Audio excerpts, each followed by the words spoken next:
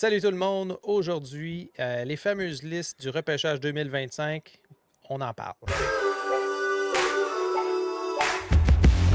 My mind is playing games with things I can't believe. Fake news coming off my screen. Gold dust over everything. Flip through and I see your face.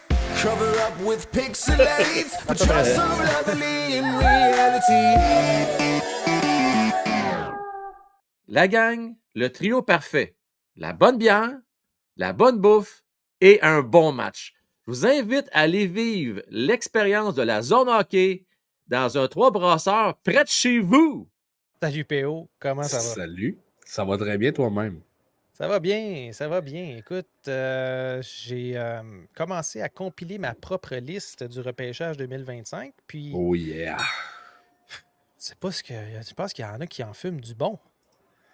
Écoute, je l'ai dit hors d'onde, puis je vais le dire maintenant. Là. Honnêtement, là, les gars qui font les listes, là, on dirait que des gars qui font la météo. C'est jamais clair. Là. Ouais. Ils annoncent de la pluie, mais il pleut pas. C'est ça. Fait que Greg peut-être Button, dans 7 jours, dans 7 jours, on verra. Greg Button est mon météorologue préféré. Au moins, il y a une chose. Il a mis Matthew Schaefer premier et la liste de la Ligue nationale, Matthew Schaefer est maintenant rendu premier. Ah, bon, ils se sont parlé. Donc, il y a une belle cohérence ici. Ça, c'est bien le fun. Par contre, après ça, c'est complètement détruit. Moi, ce que j'aime pas, écoute, dans ces listes-là, c'est le fait que c'est des listes préliminaires. Je comprends qu'il faut faire des listes préliminaires, mais pourquoi tu fais pas juste parler des gars que tu aimes et que tu vois jouer en ce moment? C'est-à-dire, disons que tu as un Carter Bear, tu l'aimes. Bien, parle-en. Mais pourquoi tu es obligé de le mettre dans ta liste en quelque part?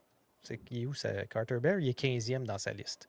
Pas mal sûr que, disons, Boisvert, le Boisvert, il a peut-être 4, 5. Tu sais, c'est tellement... Des listes comme ça, c'est des listes d'influence, OK? C'est des gars qui vont voir, vont lire, vont... Donc, tu sais, la liste de la Ligue nationale m'intéresse plus que celle des autres parce que, être bien honnête, là, tu sais, Simon de Snake Boisvert est excellent. Greg Button, bien correct, mais ils sont influencés par tout le bruit extérieur. Tandis que la Ligue nationale, ben, tu sais pas, c'est un ramassis de bien souvent plusieurs dossiers. Là. Oui. Fait que, tu sais, il y a. Faut à un moment donné, il faut mettre ça en tête. Là. Fait que c'est un peu plus neutre. Oui. Par contre, il y a quand même des petites incohérences que je trouve assez intenses. On va y aller avec la liste des Nord-Américains de la LNH. On a Matthew Schaefer 1, James Higgins 2, Michael Misa 3 et Porter Martone 4. Fait que jusque-là, OK, on comprend que Martone, c'est peut-être son tournoi qui a fait en sorte qu'il a dégringolé un petit peu. Ouais. On a Roger McQueen en 5e position déjà. Un gars qui n'a pas joué de l'année encore, ou presque pas. Il est blessé. Il y a 8 matchs de jouer. C'est ça. À un moment donné, comment vous faites pour l'évaluer, le gars, quand vous voyez tous les autres? Disons qu'on y va avec la projection, là, ça reste quand même qu'on a un Caleb Desnoyers qui joue, on a un Jake O'Brien qui joue, on a des gars qui ont des minutes puis qui jouent très, très bien. Pourquoi ce gars-là se ramasse 5e? Et, tu sais, honnêtement, là, il y a des... Comme tu dis, c'est de la statistique et des projections avancées. Je serais curieux de savoir quel modèle mathématique ils utilisent pour projeter ça. Tu as dit quelque chose, d'après moi, il n'y en a pas de modèle mathématique. Bon, en plus, donc tu me donnes vraiment raison dans tout ça. Roger McQueen, je pense que sa grandeur vient beaucoup aider le fait que ce soit un centre en plus. Là. Le gars il fait 6 pieds 5, pèse 192 livres, il a seulement 8 matchs de jouer, mais déjà 5e. Bon. Il y a des gars qu'on a pu voir aller. Caleb Desnoyers, on l'a vu aller au fameux duel là, entre les espoirs canadiens et les espoirs américains. U18, donc U18, en bas de 18 ans. En plus. Donc, à un moment donné, Justin Charbonneau aussi qui a monté dans la liste nord-américaine. Donc, Carbonneau. Ouais, excuse-moi, j'ai dit Charbonneau. Donc, c'est ça. Il y a il y a des belles découvertes, mais en même temps, tu sais, il y a des choses à prendre avec un grain de sel. Je pense que tout le monde a une opinion sur chaque joueur. Faut faire un peu sa propre liste. C'est un beau défi, puis c'est le temps de s'amuser avec ça à la maison. Moi, en vue du repêchage, j'ai déjà hâte de m'asseoir et de commencer à penser à ça. Je pense qu'il va falloir que je m'y mette plus de bonheur que l'an dernier. Tu sais, à voir. Là, présentement, le top 3, là, il est pas, à mon avis, il n'est pas soudé. Là. Non. Il est vraiment pas. Si je regarde Matthew Schaefer est 1, Matthew Schaefer est 1 sur la liste de Great Button. Et ensuite, bon, on peut s'obstiner à savoir James Higgins, Michael Misha, Arthur Martone. Où est-ce qu'on met tout ça? Moi, c'est de l'opinion. Là. On a eu un beau tournoi des World Juniors pour un peu comparer. Oui, c'est sûr. À suivre. Mais ça reste qu'il y a quand même des incohérences, puis ça, c'est un peu dommage. Un autre que je peux te donner, puis c'est comme tu as dit pour McQueen, ça s'applique probablement pour lui aussi, là, c'est Radim Meterka. Ouais. Radim Meterka, qui joue dans WHL, dans la liste de la LNH, il est 6e. Ouais. La liste de Craig Button, il est genre 23, 24e. Ce gars-là, à part le fait qu'il est grand, gros, défenseur droitier, je peux comprendre son utilité, mais on s'entend qu'on parle d'un gars dans le même moule que, disons, l'année passée, on a eu peut-être un Simachev. Ouais. Non, peut-être même Simachev est probablement meilleur que Meterka. Sinon, Silayev aussi. Fait que, est-ce que... Je sais pas c'est quoi le hype des gros défenseurs. Tu sais, c'est un... Ben, c'est correct s'ils sont bons offensivement. Ouais, pourquoi les mais choisir si tôt? Murtka, écoute, un gros gars de 6 pieds 5, 200 livres, qui va être un excellent défenseur pour les deux sens de la glace. Ça, je le concède. Il va être excellent.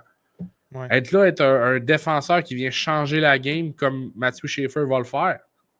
Non. Il va être excellent. Mais non.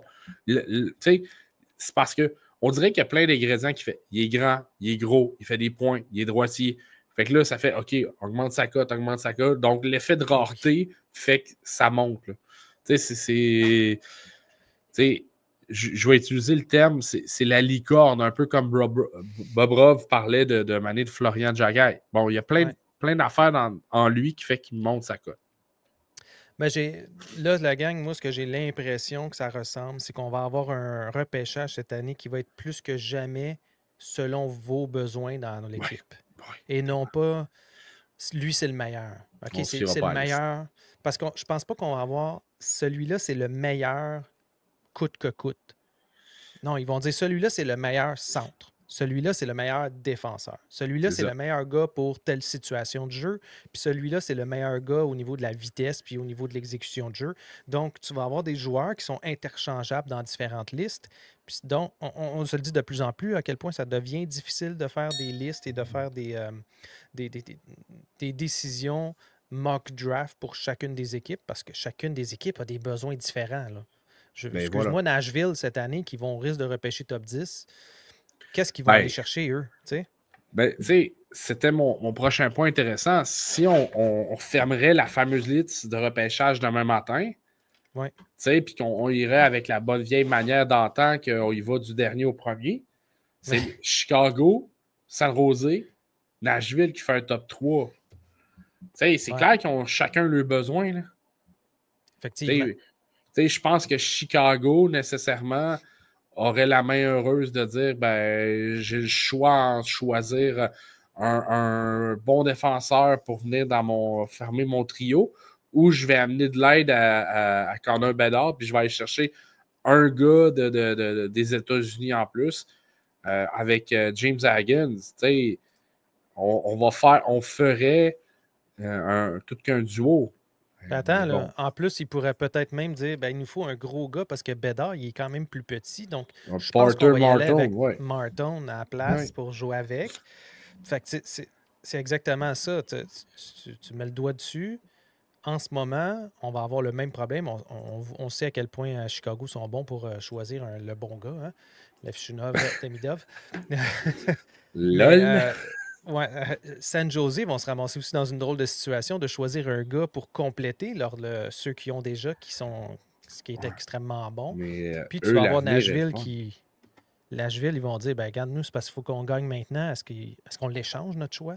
Est-ce qu'on va chercher un gars Ben, tu mets tellement le doigt sur le bobo. Nashville pourrait tellement passer go réclamer tellement là, avec cet échange-là. Là. Des un clubs là, troisième? qui. Ben, c'est ça.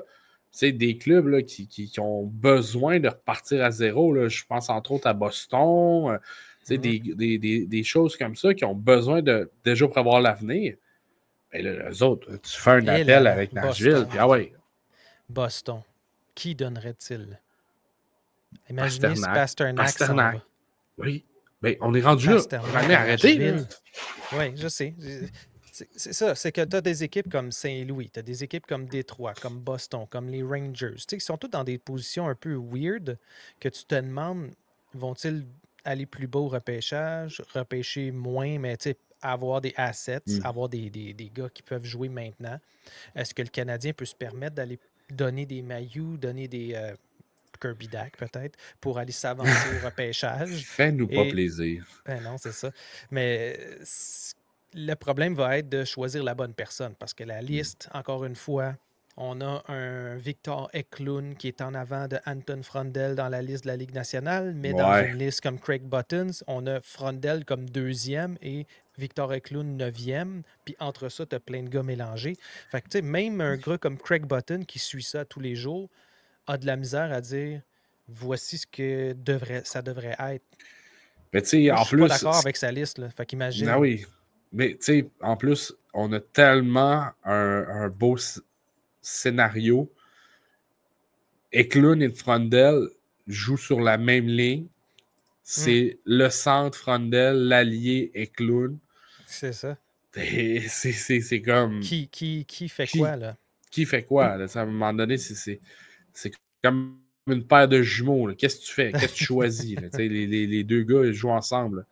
Leonard puis Perrault. Ça va tellement varier. Leonard, Perrault, Hagen, c'est le même trio. C'est ça, exactement. Non. Ben merci, PO. On va continuer à s'en parler. Puis un jour, il va y avoir un 24 heures avec Frank. On va pouvoir en parler en long et en large, je crois, rendu là. Hein? Et ça, j'envoie un message à ceux qui ne sont pas abonnés. Là, si vous le voulez l'avoir très bientôt, le 24 heures, invitez vos amis et vous, abonnez-vous. Ouais. Ça va être quelque chose. Ça va être quelque chose. Puis on va pouvoir s'amuser avec ça. Ma liste va être prête. Tout va être prêt. On va avoir des petites capsules. On va faire tout ça. Ben oui. Merci, PO. C'était bien le fun. Plaisir. Si vous aimez ça, un petit thumbs up. C'était un petit update sur les listes qui sont sorties, ça commence à bouger. Puis moi, j'aime ça de voir ça, mais ça reste qu'il y a des choses bizarres. Mais en tout cas, donc là-dessus, on se revoit la semaine prochaine. Yes, sir. Ciao. Bye. My mind is playing games with things I can't believe. Fake news coming off my screen. Gold dust over everything. Flip through and I see your face. Cover up with pixelates, but you're so lovely in reality.